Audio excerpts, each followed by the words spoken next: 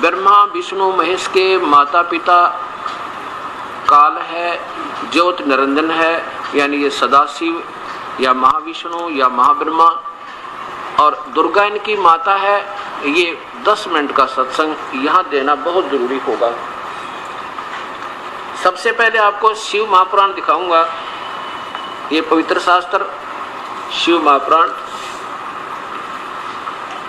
अब क्या हो रहा है, जैसे ये दूसरे संत आज मार्गदर्शन करें, उन्होंने इन महापुरुषों भगवानों के प्रति नफरत पैदा कर दी है। कहते हैं इनका तो नाम भी नहीं लेना। फिर जब हम द्वेषता रहेगी हमारे अंदर तो हम कभी भी पार नहीं हो सकते। अब हमारे लिए तो कुत्ता भी आदरणीय है, हमने नफरत तो उसकी भी नहीं करनी। ये तो 3 लोक के भगवान हैं। हम इनके प्रति हे भावना करेंगे तो हम स्वयं हीन हो जाएंगे। हमारे अंदर नम्रता और निष्पक्षता और अद्वितीय भाव, हमारे अंदर द्वितीय भाव बना रहेगा, तब तक प्रभु नहीं मिल सकता। अब देखिएगा ये शिव महापुराण गीता प्रेस गोरखपुर से प्रकाशित है। ये कोई नया शास्त्र आज नहीं बनाया दास ने, ये भी ध्यान रखना आप। और अंदर से भी देखिए, कई भाइयों को अनजान, क्योंकि एक ऐसा निर्मल ज्ञान है, इसमें संशय उठना बहुत जरूरी है।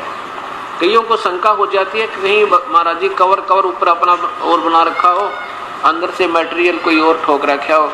इसलिए ये अंदर भी दिखाना चाहेगा ताकि आपका ये 2 घंटे का समय व्यर्थ ना जाए, असमंजस ना रह जाए आपको। इसके संपादक हैं हनुमान प्रसाद पोदार, और ये कहाँ से प्रकाशित है, गीता, मुद्रक है गीता प्रेस गोरखपुर। अब इसमें देखिएगा रुद्र संहिता, और 100 नंबर पृष्ठ से प्रारंभ करेंगे। रुद्र संहिता,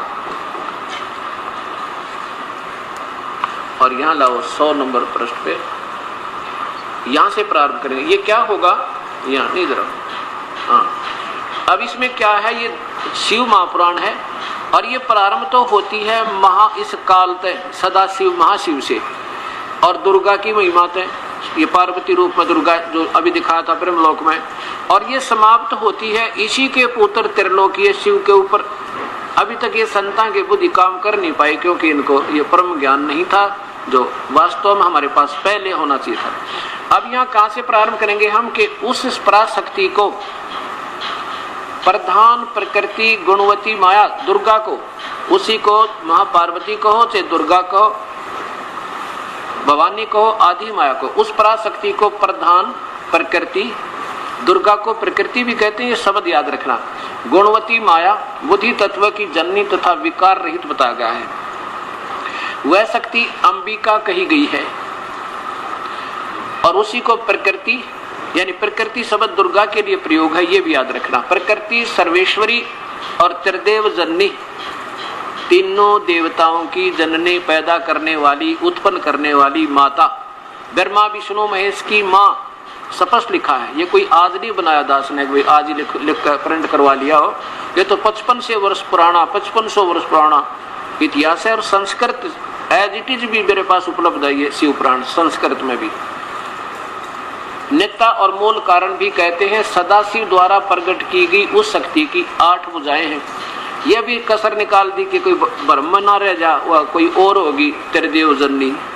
ये वही 8 भुजा वाली दुर्गा है, और इसको सदाशिव यानी काल के शरीर से निकाली गई थी। ये सृष्टि रचना से आपको ज्ञान होगा। आगे नीचे देखो, ये है वे जो सदाशिव हैं, उन्हें परम पुरुष ईश्वर शिव शंभु और महेश्वर भी कहते हैं।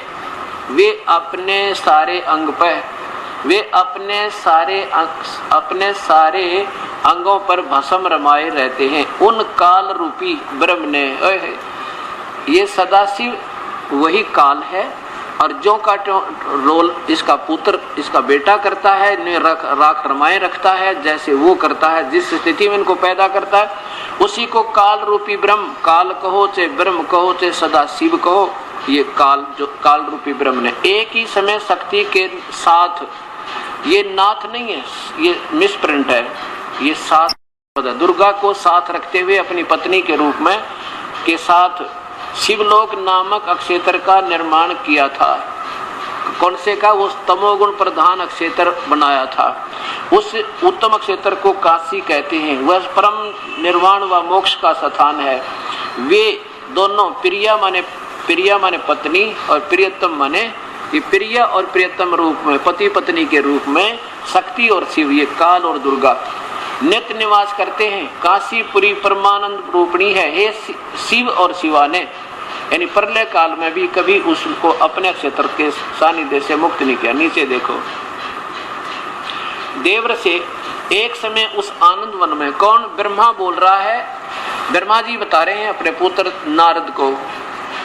उस समय देवर से एक समय उस आनंद वन में रमण करते हुए शिवा और शिव के मन में इच्छा हुई कि किसी और पुत्र की उत्पत्ति की जावे और पुरुष की उत्पत्ति सृष्टि की करनी चाहिए, उत्पत्ति करनी चाहिए। ये सोच कर यहाँ देखो, ऐसा निश्चय करके शक्ति सहित सर्वव्यापी परमेश्वर शिव ने अपने वाम भाग के 10वें अंग पर अमृत मर दिया, अर्थात पति पत्नी व्यवहार से किया। तो फिर वहां से एक पुरुष प्रकट हुआ, एक बेटा पैदा हो गया। उसका नाम क्या रखा, ये देखो।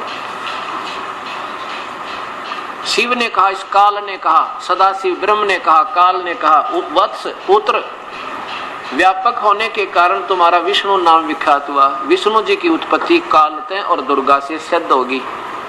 आगे देखो, फिर ब्रह्मा जी कह रहे हैं अपने बेटे नारद ने, तत्पश्चात कल्याणकारी परमेश्वर सांब सदाशिव ने जैसे विष्णु को दोनों के संयोग से विष्णु उत्पन्न किया था, मुझे भी अपने दाहिने अंग से उत्पन्न कर दिया, अर्थात मेरा भी जन्म उन्हीं से हुआ। अब दो भगवानों की, ब्रह्मा और विष्णु की उत्पत्ति किससे, काल से होगी। सदाशिव कहो, काल कहो, इसे ज्योति निरंजन कहो, ब्रह्म कहो। अब ये असमंजस में पड़ गया लेखक कि भाई शिव से शिव की उत्पत्ति लिखूं तो जची नहीं, क्योंकि इनको आप ज्ञान नहीं था। तो यहाँ गोलमोल करके ये आगे चले। अब 9वें अध्याय में फिर देखो स्पष्ट वर्णन हो गया कि ये तीन तो अलग हैं, ये चौथा इनका पिता अलग है। अध्याय नंबर 9 में यही रुद्र संहिता चल रही है। अध्याय नंबर 9 है ये, और ये यहाँ समाप्त होता है। इसके ऊपर का विवरण है। इस प्रकार ब्रह्मा विष्णु और रुद्र, इन तीन देवताओं में गुण है। ब्रह्मा रजगुण, विष्णु तमगुण और रुद्र ना सतगुण, रुद्र तमगुण, ये शिव तमगुण। ये तीनों देवताओं में तो गुण है, परंतु शिव गुणातीत माने गए हैं। ये सोचने की बात है। ये चौथा शिव कौन है फिर, ये शिव काल है, ब्रह्म है जो इनका पिता है। 4 हो गए। इस प्रकार ब्रह्मा विष्णु रुद्र इन तीनों देवताओं में तो गुण है, परंतु शिव गुणातीत कहे गए हैं। ये चौथा इनका पिता, इन दिन तो दूर रहता है।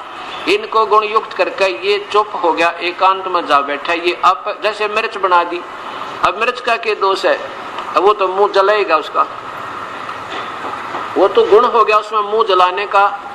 अब जैसे इन तीनों भगवानों को पैदा करके इनको भेज दिया एक लोक में। अब जैसे किसी मकान में 3 कमरे हो, किसी मकान में जैसे रसोई के अंदर छोंक लगा मिर्चों का, और उसकी जो है ना तीसरे कमरे में छीकम छीक हो रहे बैठे हुए। अब मूल वस्तु तो रसोई में, और गुण पहुंच गया तीसरे कमरे में, उसका वहां मूल वस्तु का इफेक्ट उस तीसरे रूम में जाकर थर्ड रूम में, और वो इफेक्ट कर दिया जो मिर्च का होता है। ऐसे ये भगवान अपने मूल स्थान पर है, अपने इनमें रहते हैं तीनों लोकों में, और वहां से उनकी